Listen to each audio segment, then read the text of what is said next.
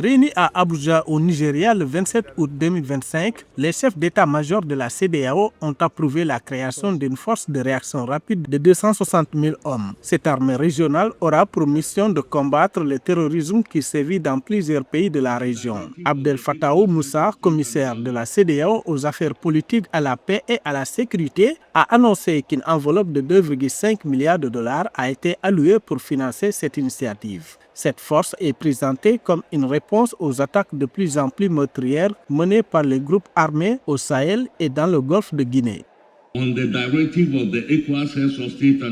Sur directive des chefs d'État et de gouvernement de la CEDEAO, l'organisation est en train d'activer une brigade antiterroriste à déploiement rapide de 260 000 hommes et de fournir un soutien logistique et financier aux États de première ligne. Cette force antiterroriste de la CEDEAO devrait être opérationnelle dès l'année 2026. Ses priorités incluront le renforcement des frontières, la sécurité des zones rurales et la protection des populations civiles. À cet effet, selon le général Christophe Moussa, la menace persistante à l'intérieur des États de la sous-région implique également des investissements en matière de cyberdéfense.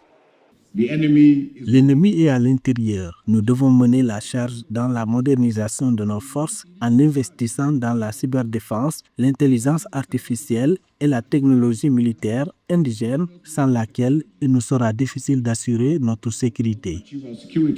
L'Afrique de l'Ouest, en particulier la sous-région du Sahel, est devenue l'épicentre du terrorisme mondial, plusieurs études indiquant que le Sahel a représenté la moitié des décès liés au terrorisme mondial en 2024, selon le Global Terror Index. Ce nouveau rapport indique qu'en 2024, 51% de tous les décès liés au terrorisme se sont produits au Sahel, soit 3 885 sur un total mondial de 7 555.